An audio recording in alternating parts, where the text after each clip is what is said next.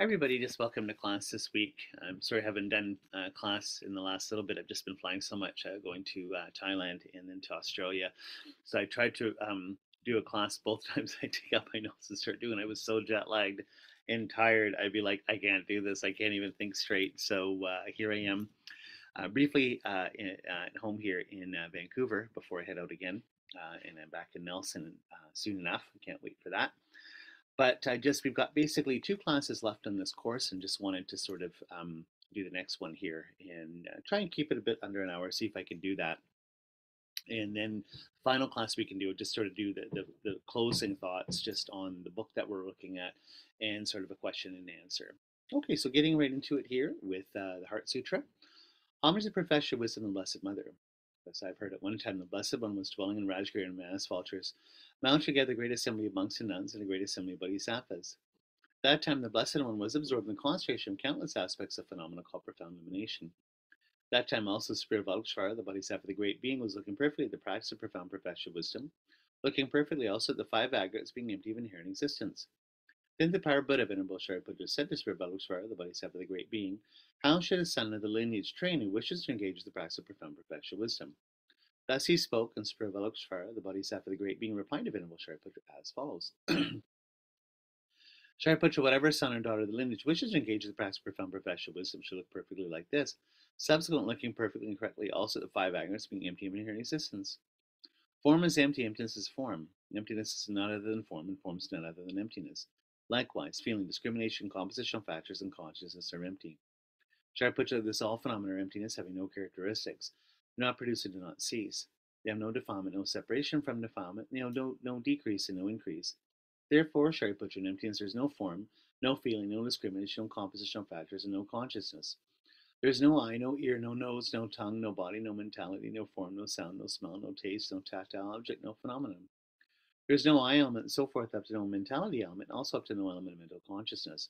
There is no ignorance, no exhaustion of ignorance, and so forth up to no aging and death, no exhaustion of aging and death. Likewise, there is no suffering, origin, cessation, or path, no exalted awareness, no attainment, also no non-attainment. Therefore, Shariputra, because there is no attainment, bodhisattvas rely on and abide in the perfection of wisdom. Their minds have no obstructions and no fear. Passing utterly beyond perversity, they attain the final nirvana. Also, all the Buddhas reside perfectly in the three times, having relied upon the perfection of wisdom, became manifest complete Buddhas in a state of unsurpassed, perfect, complete enlightenment. Therefore, the mantra of perfection of wisdom, the mantra of great knowledge, the unsurpassed mantra, equal and unequal mantra, the mantra that thoroughly pacifies all suffering, since it's not false, should be known as the truth. Mantra of perfection of wisdom is proclaimed, Tayatam Gata Gata Paragata Parsam Buddhisoha. Shariputra Bodhisattva, great beings, should train the profound perfection of wisdom like this. Then the Blessed One arose in concentration and said to Avalokiteshvara, the Bodhisattva, the great being, that he is so well. Good on the lineage is like that. Since it's like that, just as you have revealed, in that way the profound perfection of wisdom should be practiced, and Tathagatas will also rejoice. When the Blessed One had said this, Venerable Shariputra, Spirit of Avalokiteshvara, the Bodhisattva, the great being, the entire circle of disciples, as well as worldly beings, gods, humans, demigods, and spirits, were delighted and highly praised what had been spoken by the Blessed. So let's just take a moment now just to go for refuge in our hearts. We can just feel that we say, I know sentient beings to achieve enlightenment, go for refuge to Buddha, Dharma, and Sangha. So turning our hearts, our intention here, going for refuge to Buddha as the teacher, the embodiment of the Dharma jewel as in particular the wisdom realizing emptiness, and the Sangha jewel being the community or spiritual community, in particular Arya beings, beings who have seen emptiness directly, that are going to help us do the same thing.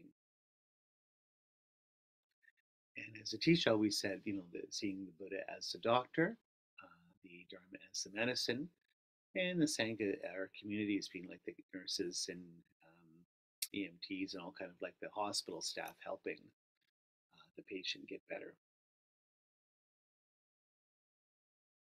So again, just showing the ultimate therapeutic nature of the Dharma. And then also now generating bodhicitta, awakening mind of great enlightenment here. We can just take a moment to set our intention by thinking through the virtues we collect, by giving other perfections, maybe become a Buddha for the benefit of all. So whatever we do in our lives, whatever we do at each moment, here, just even our class today, may all this merit, all this good energy, all these actions, may they all ripen as the final result being for the enlightenment or awakening of all sentient beings. May we become Buddha, that we lead all sentient beings to that same state.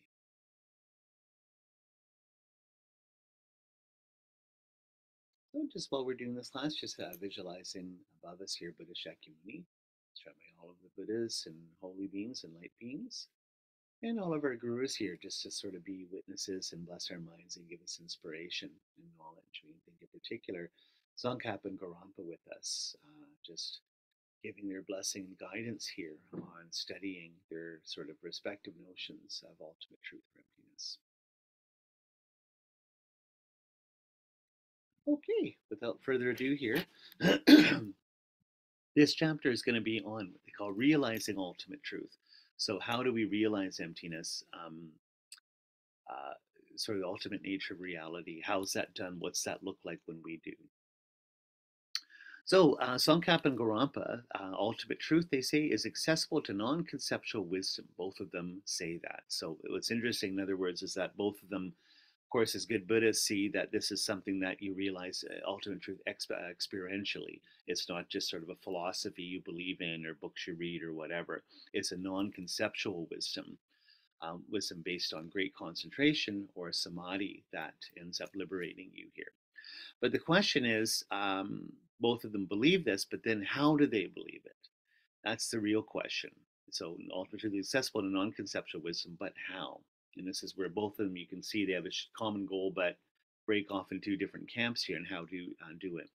So the author here says, in the book, that the difference here is the scope and nature of the object of negation. So what are we negating? Of course, object of negation or agacha is inherent existence. In other words, existence that is outside of any relationship to anything else. So some kind of substantial existence in isolation from anything else. That's what's being crossed out or negated as never having been there, always already being absent, or never having existed in the first place. But what's again the nature and scope of the object negation? What does that really mean? What does that cover when we talk about inherent existence? So Tsongkhapa, what obstructs our obtaining transcendent knowledge is the defilements of course, the three poisons of anger, attachment, and ignorance. And this, based on these delusions, we project an essence or an inherent existence onto things in the world. So in other words, the superimposed essences or inherent existence, something our mind is deludedly or in ignorance adding to things, are driven or sort of fueled or sort of brought together by the defilements. So when we talk about objects of negations, all these, what we're negating are the delusions, the three root delusions of, again, anger, attachment, and ignorance. But the one in particular, ignorance being self-grasping mind, the mind that's grasping an inherent existence and building self-cherishing on that. So Gorampa says the reifying tendencies of, again, three poisons here and delusions are the objects of negation as well. So they both agree on this, but again, devil's in the details. What do they really mean when they say they agree? So what you get in oftentimes great books like by Janakirti and Nagarjuna, you often get a line that they use, which is seeing ultimate truth, seeing emptiness, realizing emptiness, reaching liberation. So they say, seeing it by way of not seeing. So seeing by not seeing. So this is very poetic and very eloquent. And whenever you have a meaning like that, just like poetry, there's a whole bunch of different interpretations of it. So you have these really, really beautiful lines in Nagarjuna. Then it's the question of everyone after him will be, or even Chandrakurti or Nagabodhi, any of these great Aryadeva, Buddhapaliti, these great scholars, oftentimes they'll have a line like that. And then subsequent commentators, a lot of times centuries later, like, well, what did that guy mean by that? What's it, seeing by not seeing, what's that really mean? How can you see and not see at the same time? But the not seeing is more important than the seeing, or the not seeing is the real seeing, right? So this, of course, is taken to be a description of the cognitive state of the meditator engaged in the meditation of ultimate truth and the meditative process itself. So what we get here is that when we're meditating on ultimate truth, in particular, the emptiness of the I, as is projected on your five aggregates or five skandhas. So there's a little bit of a description here of what that meditative process looks like. So keen knowledge thus proceeds and intensifies when we're meditating on the emptiness of the five aggregates, or five skandhas that make up who we are. Okay, so then there is neither the rising of bodily and mental processes, nor its middle phase known as presence. There is the continuity of body and mental processes, nor occurrence of unbroken flux is apparent to the meditator. At this point, the meditators enter a single point of concentration on ultimate truth. What is apparent to the meditator is only the ceasing of physical and mental processes called vanishing or dissolution. In this meditative state, all objects of meditation, bodily and mental, seem to the meditator to be entirely absent, to become non existent, and appears to the meditator as if what is seen has vanished. Initially, meditators' consciousness takes familiar delight in conceptual elaborations, and even up to knowledge of arising and cessation, meditator fastens onto structures or features, such as any mark, sign, or idea, of objects conceived or perceived, or images. All graspable conceptual objects remain apparent to the meditator's senses, but when the knowledge of ultimate truth or emptiness is achieved, no such conceptual formations or structures appear to consciousness. Consciousness now is not involved in graspable object, but is nonetheless engaged, albeit with an empty cognitive sphere described as seeing by way of not seeing. So again, if we're, it's the classic thing when we go in the emptiness yoga that you get into, for instance, when you're studying Lam Rim, and you do in the three higher trainings, and you're studying, this is in the intermediate scope from Tsongkhapa, building on Atisha. You work on your moral discipline, you work on concentration or developing samadhi, and then of course you go to vipassana, or using that concentrated mind of calm abiding to meditate on the emptiness of the five aggregates. So usually what you have is a sense of self, some inherently existent self, some sort of ego, we could say, that is completely unrelated to anything else or the world, or even to your five aggregates. So what they say, when you're meditating on this, is you should be able to find this ego if it's so obvious, the I that's always getting mad, like, when someone steps in front of you at Starbucks, or whatever, the mortgage is taking too long, or, you're having a hard day with the kids, or whatever else, or you're fighting with your mom on the phone. That I that is just so solid, the I that's the hurt, that the I that angry, the I that feels completely a victim of injustice or anything else, rightly or wrongly. It's so obvious, you should be able to find it. So when you actually look into your five skandhas and look for it, this is the big thing. The thing that's so obvious, it turns out not to be there at all. So again, looking at form, looking at discrimination, looking at all your other mental factors, feeling and consciousness, it's going to be, somewhere here in your mind or body. Or amongst primary or secondary minds, because it's got to be there. It's so obvious. But when we look for it again, we don't find it. So we can focus on sort of the I that's appearing in a really sort of, like, let's say, the angry, resentful I. You've had like a really, really rough time at work. You're mad at everybody, and it's just like, I can't take this anymore. I can't believe they said this to me. I can't believe this was done to me. I, me. And you look at it, and then when you're meditating on it and start to look for it amongst the five aggregates again, and you're just focused on that, you can't find this once you see it. Like, you have something, so when you're doing the analysis, something that's so obvious, but it starts to fade away. And then what appears is even your five aggregates, when you're focused on that, they will disappear. So what you're left with is the an absence of the sign. That's what you're focused on. So this is the way of seeing. One way of, you can put it, the way of seeing, but by way of not seeing. So again, I'm seeing something important, which is the emptiness of the I. But again, I'm what is it that I'm not seeing by seeing? The not seeing and seeing. So Tsongkhapa says the distinction between conceptual wisdom, empirically invalid cognition, or empirical wisdom, and non-conceptual wisdom. What is the distinction between these two? Ultimately, valid cognition or wisdom. Okay, so I'm looking at my terrible handwriting with my notes here. Yeah. Valid cognition cognizes things that are presented to it without analyzing their ultimate mode of being, and the latter cognizes the ultimate nature of things by way of critical analysis, and they're mutually entailing. So again, Tsongkhapa says it depends which kind of wisdom you're using, your regular, conventional, empirical. They're both empirical in the sense that they're both getting data from your experience. You're using your own experience to validate something. So conventional wisdom is we're looking at objects in the world, doing our self projects and so forth. I can see what things are and what they're not. And then ultimate analysis is I start to look. That's what sees whether these things are empty or not. Objects of my mind, whether they're on an empirical level, whether they have a self or inherent existence. And of course, once we analyze them, they see that they don't. But of course, this form of experiential knowledge or empirical knowledge is mutually entailing. As I've said before, they go together. The two truths are completely interdependent. And so it's basically it's the same way of investigating, but it depends what side of the coin you're looking at for Tsongkhapa, right? So we can talk about sort of the eye that's looking for the five aggregates and finds them, and then I should say that that form of wisdom, and then in ultimate wisdom, where we're looking for the inherent nature of the eye, we're sort of looking at the emptiness of the five aggregates and the emptiness of the inherent existing I that we're mistakenly imputing on it. So ultimate truth is the object of non-conceptual wisdom, and here all dualistic appearances of conventional truth disappear. Such wisdom sees phenomena as having no discrete entity, no positive or affirmative qualifications whatsoever. All phenomena present themselves to such wisdom initially as a flux, insubstantial, eventually as selfless and empty. The empty mode of phenomena is seen by non-conceptual wisdom through the penetration of all dualistic appearances. So direct realization of the empty mode of phenomena is possible only by piercing through all conventional truths by ultimate wisdom. So again, for Tsongkhapa, when we're doing our using our sort of ultimate mode of cognition, our sort of empirical wisdom that is non-conceptual and sort of investigates objects on their ultimate level, ultimate truth level.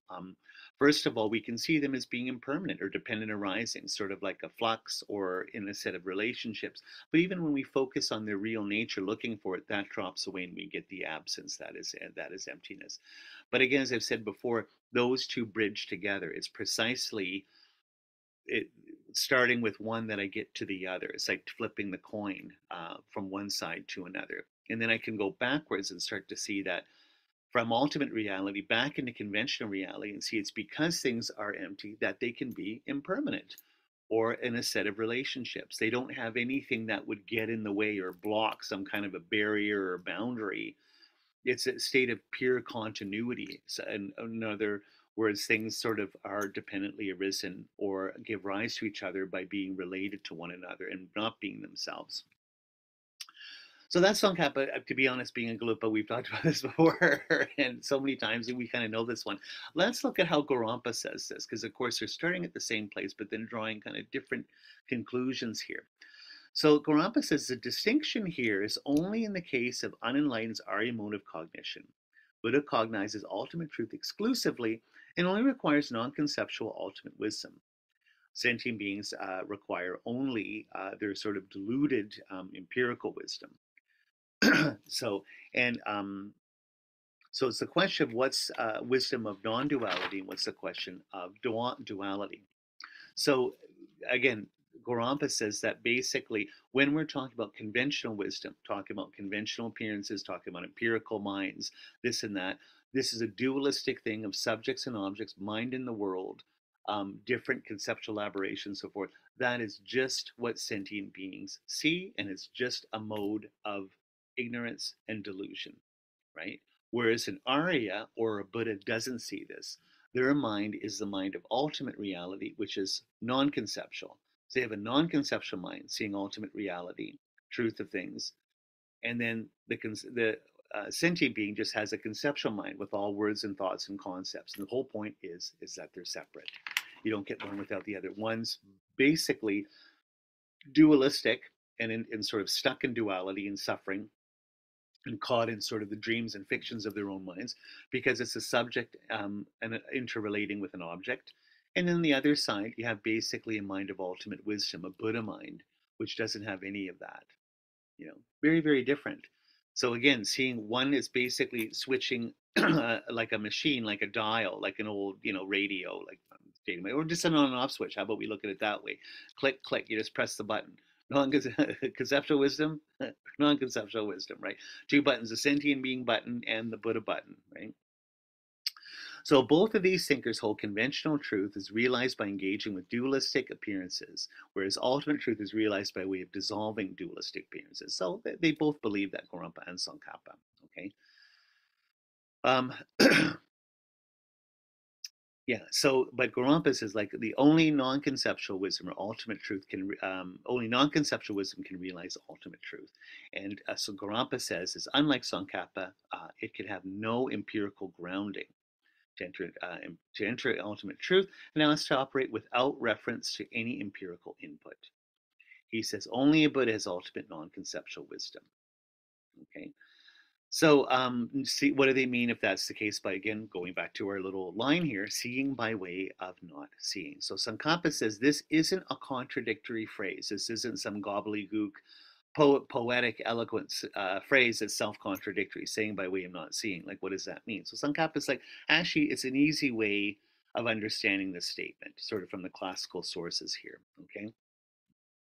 So, seeing and not seeing is used in the same phrase to imply that there's two objects of reference, basically conventional and an ultimate one. Okay, not seeing conceptual elaboration is itself posited as seeing transcendence of conceptual categories. So, seeing is the transcendence of conceptual categories, and not seeing for Tsongkhapa is the conceptual categories. So, what is seen is the empty mode of being phenomena, and that which isn't seen is the conventional mode of existence of those phenomena. So there's two different objects. So there's no self-contradiction here. Okay. So again, what is seen is the empty mode of being. In other words, when we're talking about seeing, what we're seeing is ultimate truth with a non-conceptual mind. And by way of not seeing, what we're not seeing when we're in that state is conventional conceptual reality, right? That's how he says it. So it's again two sides of the same coin, right? Where it's basically there's seeing going on in a sense that there's a mind going, there's the same sort of empirical experiential mind, but again, what we're seeing is the absence of the stuff that we're not seeing. We're seeing the absence of inherent existence that we've overlaid on conventional reality. So whereas Gorampa says there's two different reference here. When we say seeing by way of not seeing, we're actually saying there's two different things going on here entirely. So seeing means the transcendence of all conceptual categories. Not seeing is empirical reality or conceptual categories. So basically for Gorampa, what we're seeing is ultimate truth transcending the empirical world or conceptuality. So we're not seeing that at all. It doesn't exist when we're in there. It's not like we're seeing through something, we're just not seeing something, right? That's quite different. So it's almost like the difference between seeing through an ultimate, an optical illusion. If you get like an optical illusion, like there's always that one where it's like three little bars and looks like they're all attached or something. You can look, I mean, go to any Google image search and look at optical illusion, and there's so many different ones. My teacher, Jessica Candace, has the one, it's the old sort of Freudian one where you've got, what do you see? A beautiful lady with her head turned to an old hag's face, like an old lady's face, and it's the same thing. So it's like seeing through the trick. Whereas for Gorampa, it's not seeing something. So in other words, this would be like maybe Husserl's example. You look at looking for, this is one of my old philosophy teachers wasn't Edmund Husserl's example, but his example when we were studying phenomenology is it's like there is a black spot and it's like, oh, my cat, and it's like, no, it's a black spot. So it's not like I'm seeing through something. I'm just noticing that something wasn't there. Like it's just being cut off. Like it's just an either or right here. So here's the question again, going a little deeper. Whether the transcendence of conceptual elaboration calls for the total obliteration of conceptual categories. Is there a way of transcending conceptual elaborations without actually eliminating them? So, of course, for Tsongkhapa, we're not actually eliminating conventional reality and your conceptual mind, right? Whereas with Gorampa, actually, we are eliminating them. We're actually getting past them altogether. So a Sanskrit term that ends up being used a lot here is the idea of panpanka, which means sort of conceptual elaboration, which is the blind tendency of thoughts to proliferate due to mistaken sense of self, which distorts normal cognition. The phenomena then present themselves in a way that they don't actually exist, as substantial, self-existent, isolated with an immutable essence. This creates a subjective element comprised of consciousness and objective element of its object, mutually dependent, but here seen as divided in opposition, which is the ground of suffering. So basically, with a deluded mind that's projecting inherent existence onto its object rather than seeing them as interdependent, you end up getting the sort of truly existent object that you're grasping on, the truly existent mind and ego. And then from that dualism is basically self against the world, self against others. This kind of divide creates the self-cherishing mind that ends up in suffering. It's kind of ends up in the Hobbesian world of the ego, where it's always you against the world and you against everybody else, creating suffering here. So for Tsongkhapa, Pankapa means not only categories that are conceptually reified through assumption of existence of excellence, but also the categories of appearances themselves. Whereas for Gorampa, Panpanka here means all positive things, signs, positive or negative, through which objects can be conceptualized. So for him, all sort of thoughts and concepts fall under that sort of idea of conceptual elaboration, or basically for Gorampa, delusion. So for Tsongkhapa, the transcendence of the categories of Pampanka as a metaphysical transcendence. Okay, so this is a question. What is transcendence? Conventional understanding associated with the dualistic of appearance of things, but without entailing the non-existence of those very things. Experience of transcendence operates strictly within an epistemic domain, or within knowledge itself, within the psychophysical five skandhas, which are not themselves dissolved. Okay, so in other words, transcending the categories of Panka is not a metaphysical transcendence, whereas for Gorampa, there is a metaphysical transcendence here. This is not simply a change of perspective. All causally effective phenomena, transcendence of this ends up being transcendence of all empirical phenomena, empirical consciousness. All causally effective, so all is then transcendent.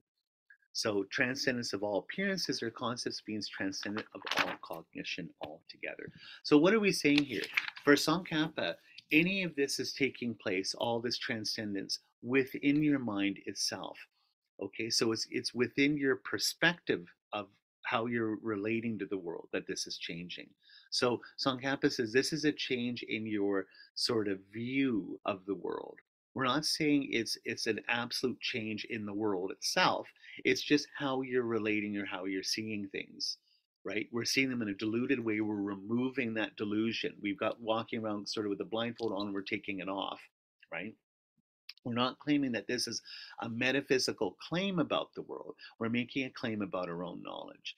For Gorampa, this is a metaphysical claim about the world. Okay, so this isn't just a change of perspective. What we're doing is getting rid of all these things, concepts, words, thoughts, which are diluted, not really there.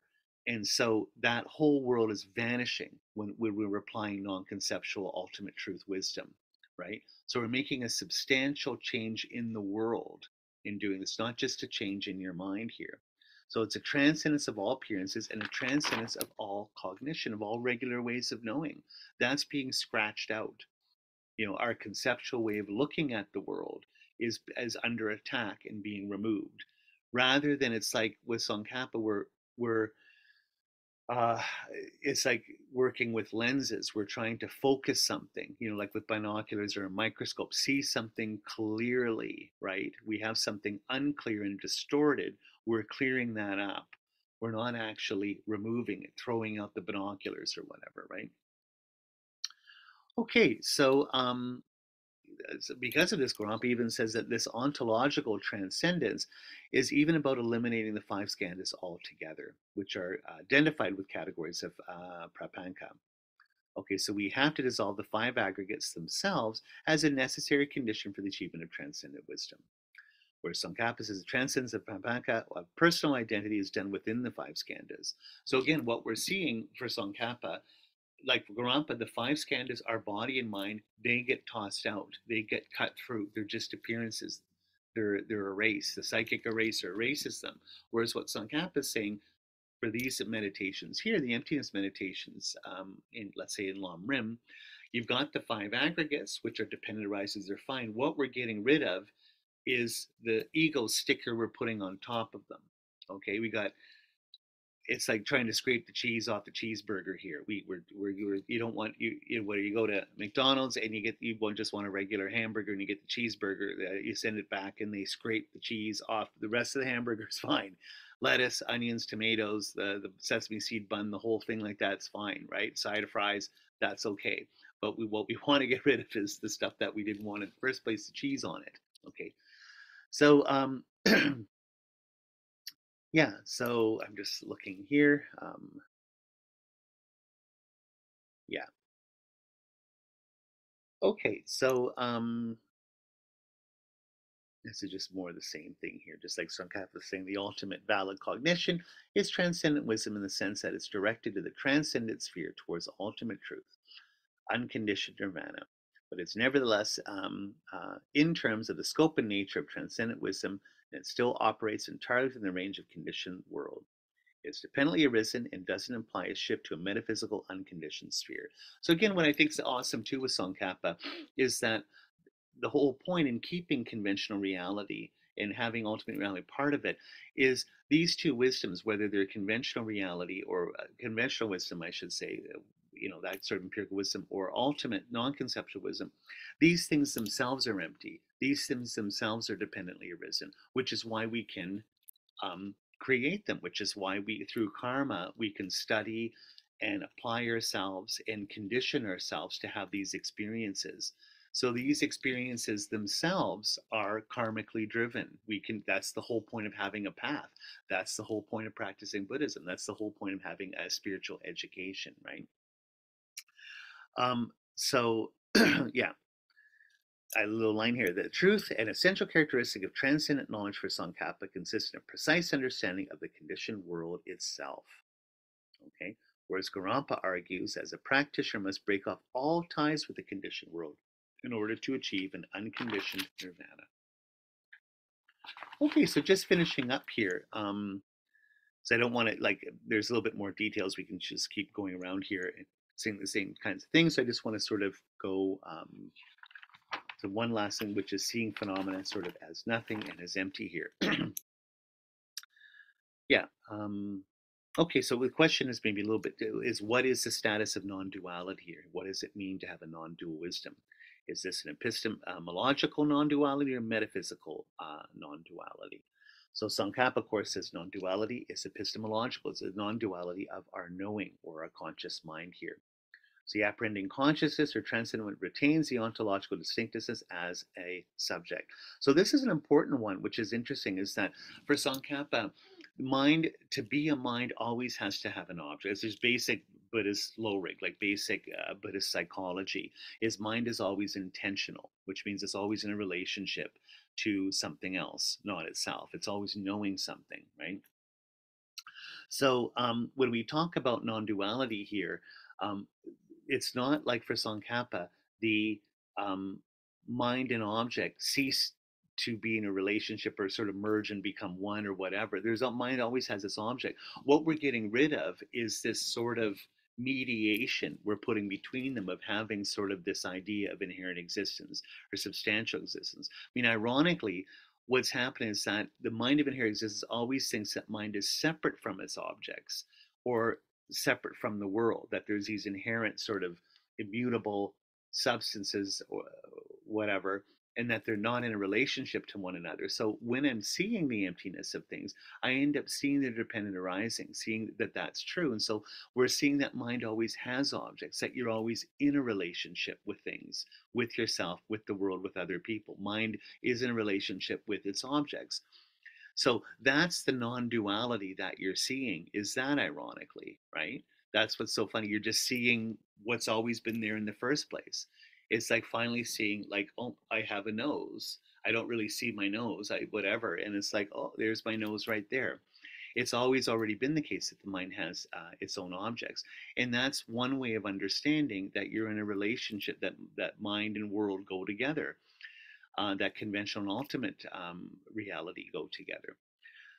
Whereas what's interesting for Gorampa, what we talk about when we're getting into non-duality is that this is a metaphysical non-duality. Okay, so it's a total integration of subject and object. So this is how we dissolve a problem of duality into non-duality, is dissolving the subject-object relationship itself. For Gorampa, the fact that a mind has an object is precisely the problem. This object is like a dream. It's a fictional thing. Thoughts, words, objects, whatever. All these things are fictional and wrong and lead to delusions and to suffering. So what we're crossing out is getting rid of objects of consciousness themselves, rather than seeing, like Tsongkhapa, that we are in relationships to objects. and having a proper relationship with them, seeing that basically we're in relationship with them from the get-go. So what kind of relationship do we want with ourselves and with the world? For Gorampa, that's cut. It's like shaving your head or something. It's all cut off, right, with the objects here. Um, so, yeah, okay. Yeah, so we can't, Gorampa just saying, can't achieve non-duality as long as there's a subject and object. So for Gorampa, and you'll see this with this philosophy, even if you go on like Stanford Encyclopedia of Philosophy online, they've got good entries for this.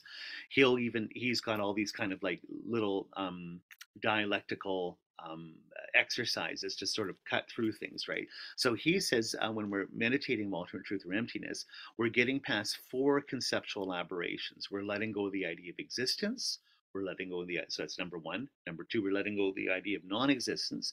Number three, we're letting go of the idea of both existence and non-existence.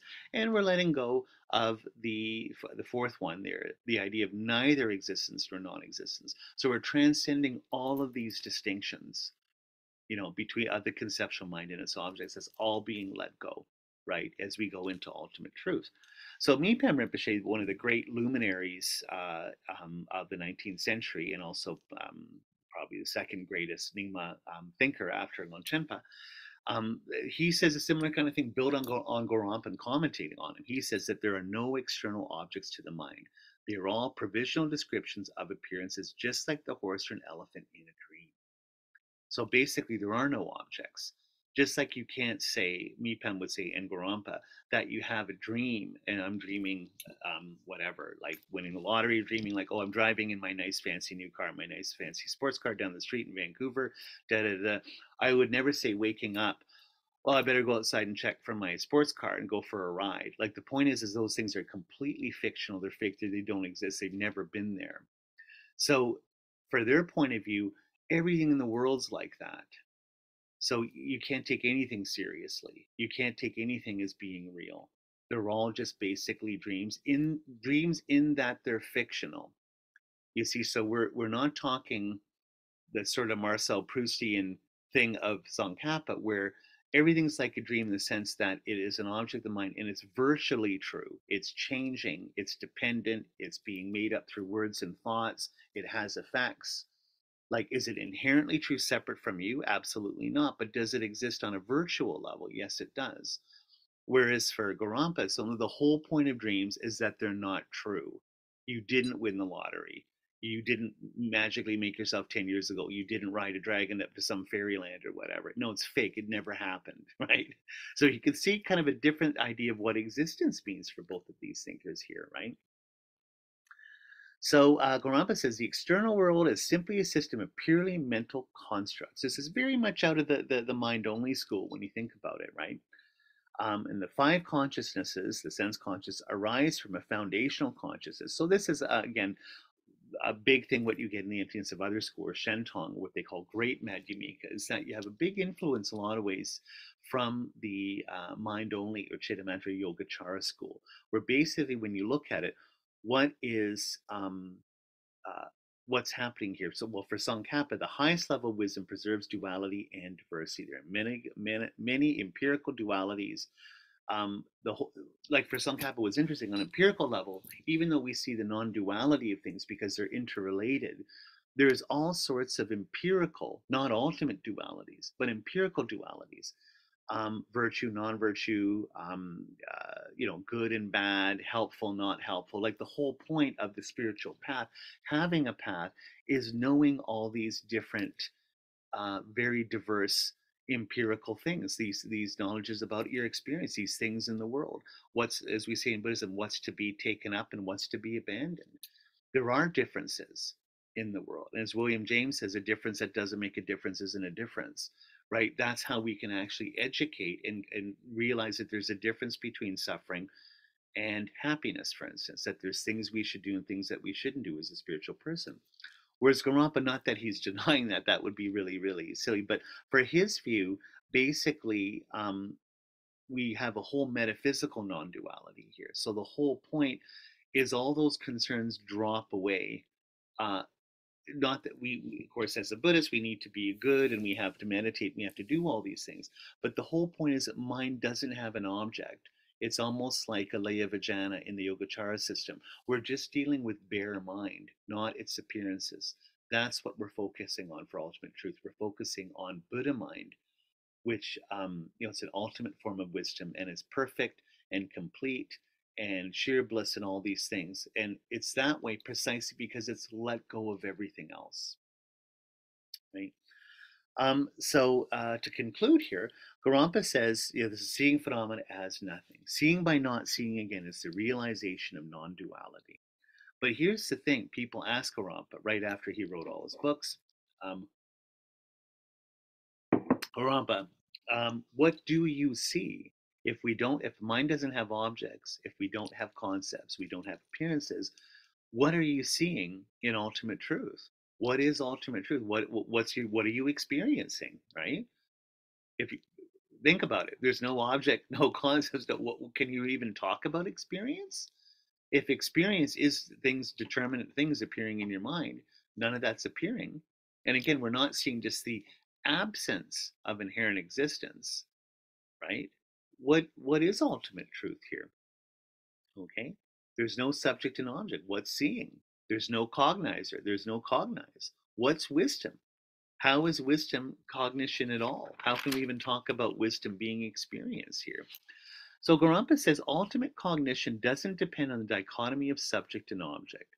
It's the absence of anything empirical. Uh, and so anything empirical, anything conceptual is just seen as just provisional or just sort of a helpful way of talking to people that are stuck in appearances. So the subject-object duality is,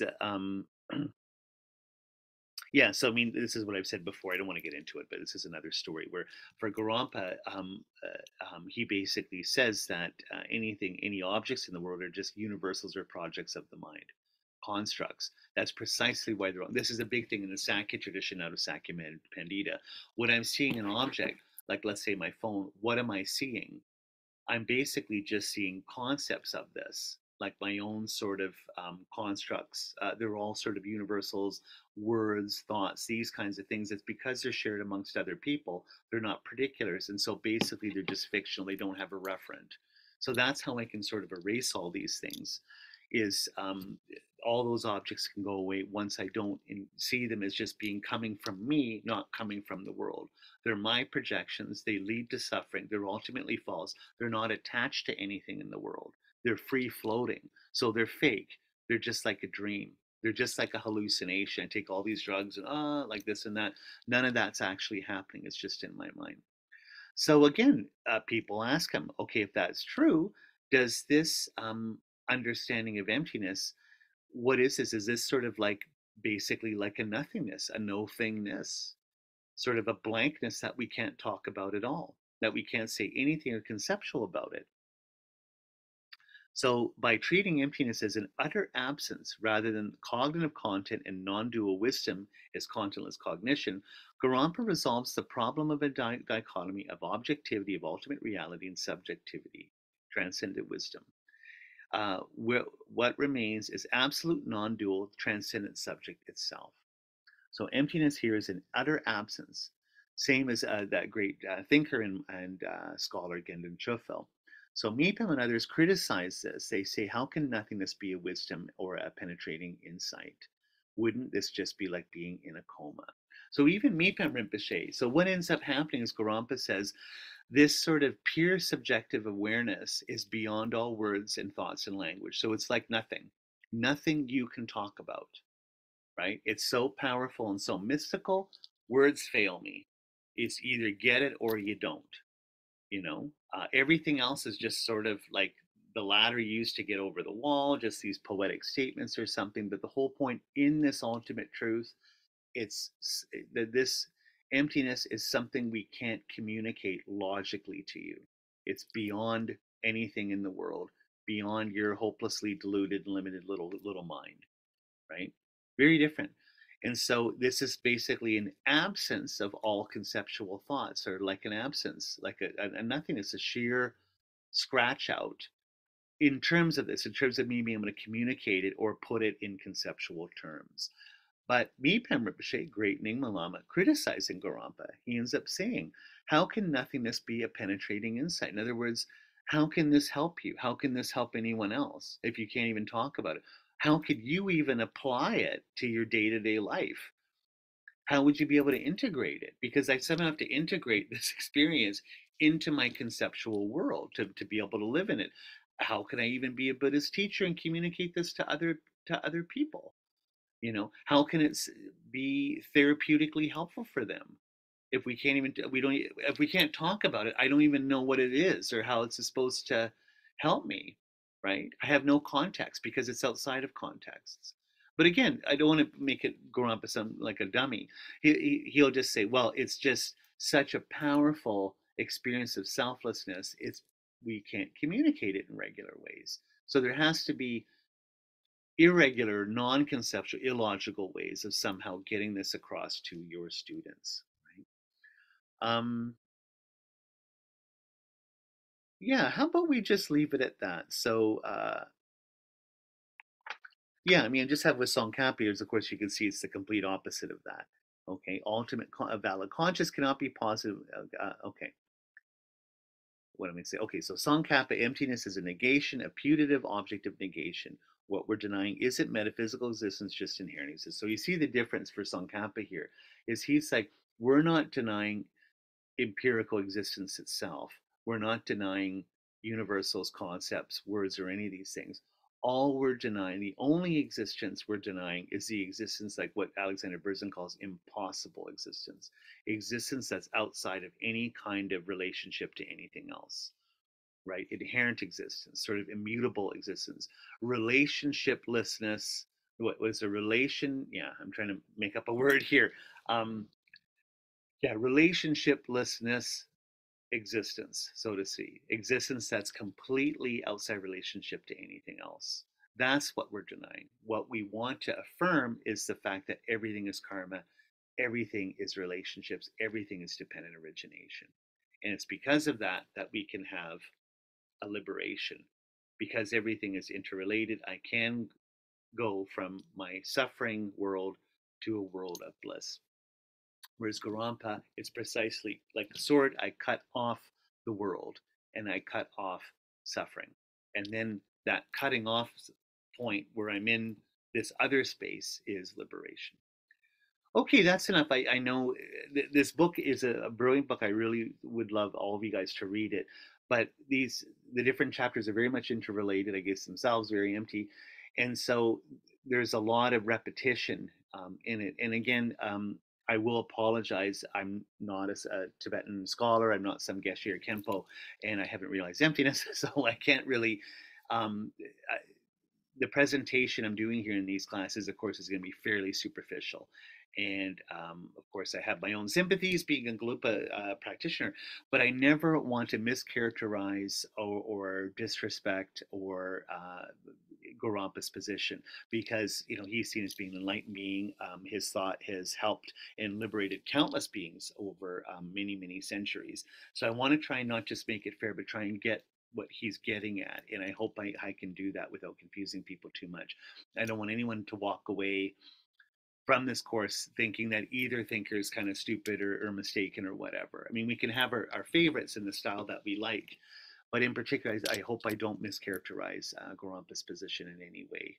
Like again, if you look at it not in a Tibetan way, but look at it more almost like Zen, that kind of way, then his thought not only looks attractive, but it tends to make a little bit more sense, I think, in some ways, sort of seeing it more along that fashion.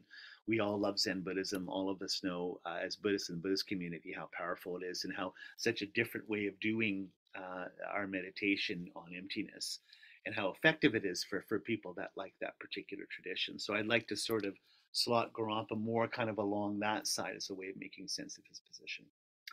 Okay, there we go. So let's just take a moment to dedicate this. May everything that we do here together be put towards our study of emptiness and ultimately our realization of emptiness, that we be able to be Buddha and help all sentient beings in that same state. So blessings of all holy beings, truth of karma, power of pure spirit intention, may all of our dharma wishes be fulfilled. Okay, see you next time.